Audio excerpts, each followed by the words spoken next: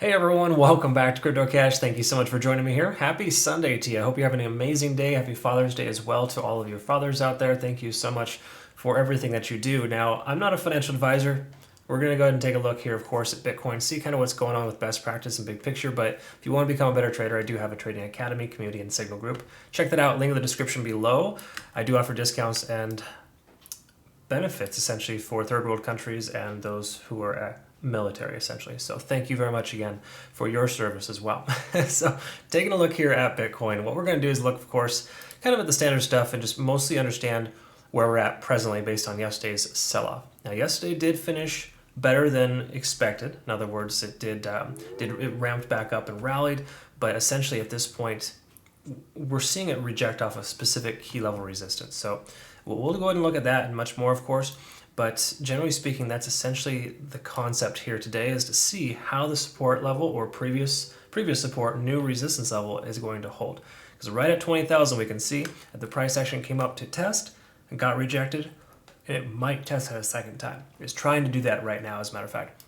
So we'll see here soon if they can go ahead and break above. I would say a close above 20,000 today would be very advantageous. I'm not saying that's going to just continue upwards from here, but it will possibly have a better leg to stand on to maybe hit somewhere, get back in that range of 20 to 24,000, right? But again, for the moment, right now, being under 20,000 is not great. So we'll look at smaller time frames to identify that, but just to kind of note, we're going to be testing 30 on the RSI relatively soon, or possibly soon, depending on if the price action continues higher. This is pretty standard though. It's very normal for the RSI to be under 30 once it comes underneath there, to stay there for about a week or so. Previously, we've seen that as well. So with this inevitability here and the fact that we are starting to lose that momentous trend to the downside, we could very well see somewhat of a reversal in the near future. I don't think it's going to be a strong reversal though. Okay, it'll just be kind of maybe a lower high essentially, but I don't feel as if we're going to be able to break this 22,500 level in this next push if there was one. Okay.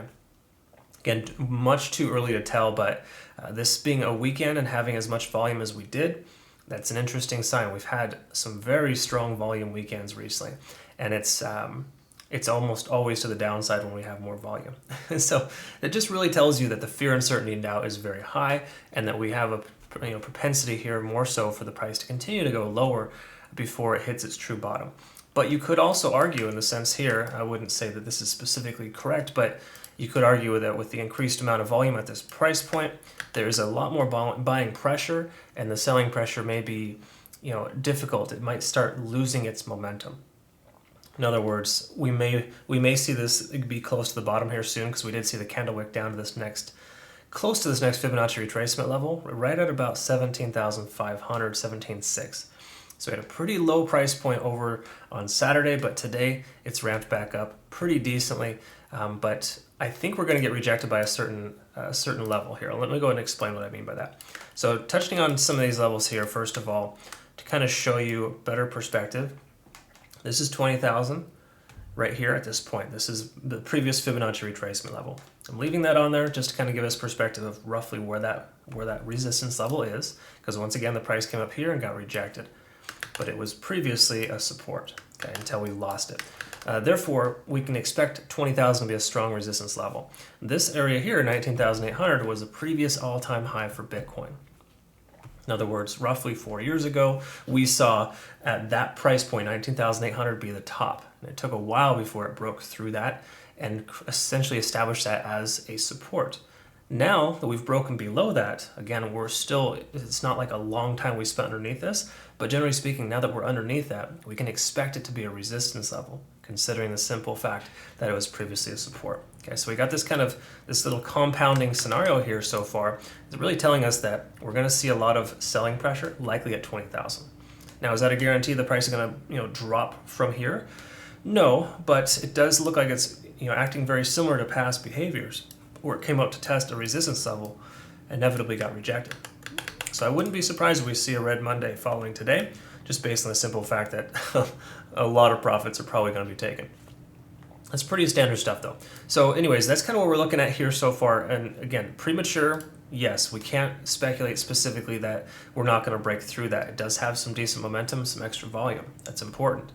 But in truth, that should work as a strong resistance level, and I think we need to kind of wait for confirmation before taking entry. That would be my speculation here. You wait for a good candlestick close above 20,000 today in order to consider a long position. And even at that point, I wouldn't consider one, honestly. It's just longs are getting wrecked. Yes, you could have bought the dip and been fine right now, but that's mostly just luck. And if you see here previously, any increase is followed by a decrease. So again, we're still consistently making lower lows and lower highs. That's just all there is to it. Okay, so until we break that trend, we got to expect it to continue going that direction. Okay.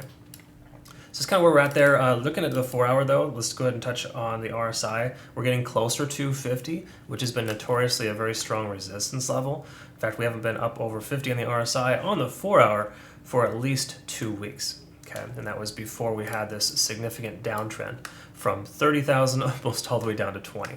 A real strong push down.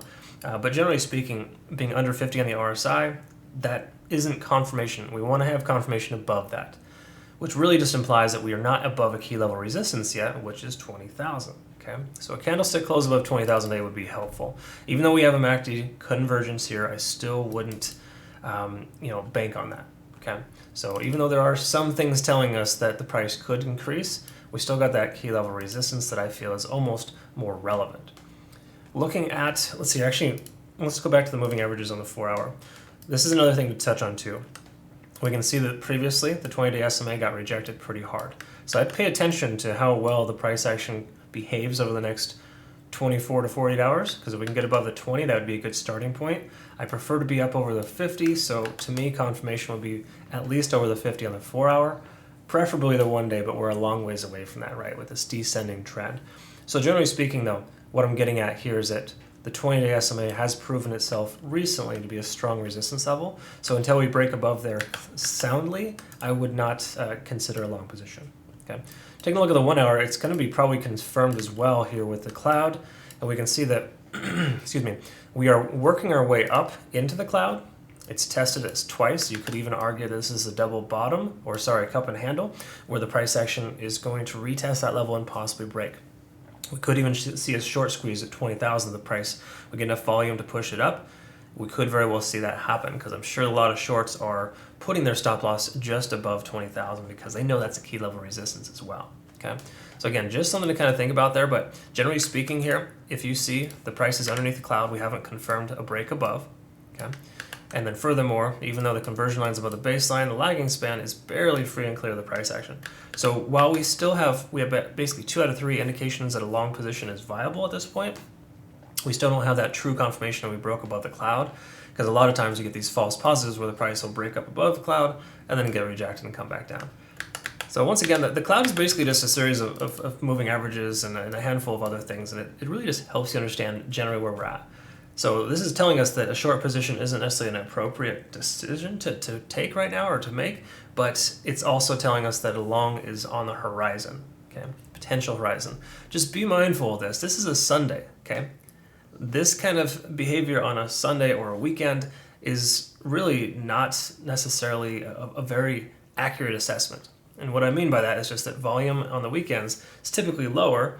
Obviously, it's so much higher today, but for lack of better terms, some of the time when you see patterns or just things of this nature that I'm showing you, they have a tendency of being less relevant, because as soon as 5 p.m. Pacific Standard Time occurs here today, when the 1 day candlestick closes, that's when the Eastern Hemisphere starts becoming very active, and that's when we're truly going to see the direction of the price. You also maybe want to take a look at the futures for S&P 500 and kind of see roughly if that's going to be another potential option as well. If we get a gap down from the traditional markets, we can expect the same thing from Bitcoin. Okay. Again, those gaps get filled, and in this case here, Bitcoin is going to either suffer or excel. Bottom line here is that taking a lot of just say short or long positions and trying to just trade your way through this market, it can be very difficult. So try to make sure that you give yourself some loose stops, and also make sure they're tight profit targets, and just make darn sure that you're position sizing effectively, right? So you want to make sure that you have the right size per trade, and ensure that you're in a position where you're not going to be hurt if you have to hold on for longer, right? only trade what you're comfortable with losing. That's the best kind of mentality to have. But at this point here, it does feel like Bitcoin is going to try to retest this level once more. But ultimately, if we can't break above 20,500 today, I would say we should expect more downside. That would probably be the catalyst that I'd be looking for here. So at this point, the short position that we have, we opened a short position yesterday on Ethereum. I'm going to keep that open because of the simple fact that we don't have full-on confirmation the price is broken above. And if it does, we have a nice long position for Bitcoin as well where we can take some profits. So again, we're kind of hedging our bets here with shorts and longs. And honestly, again, the way in which you structure your trades is the most appropriate thing to learn. So if you want to learn how to become a better trader, CryptoCache.tech is a site, link in the description below. Of course, I mention that every video. I'm sure you know that by now. Anyways, that's about where we're at. There's not much else to really note. I can just wish you adieu. Happy Father's Day. Hope you have a great day. I'm looking forward to seeing my dad here in a little bit. And we'll see you tomorrow. Just once again, pay attention to the one-day candlestick close here today. If we can close above 20,000, that may be a pretty good sign. But I would still honestly wait for the Eastern markets to do what they need to do first, because they are absolutely going to take this in a whatever direction they see fit, right? So we'll see here soon. Sundays are always very interesting. I prefer not to take any trades on Sundays. In most cases, I try to steer clear of weekend trades. Either way, thanks again for joining me here. Hope you have a great rest of your day. We'll see you in the next one. Take care.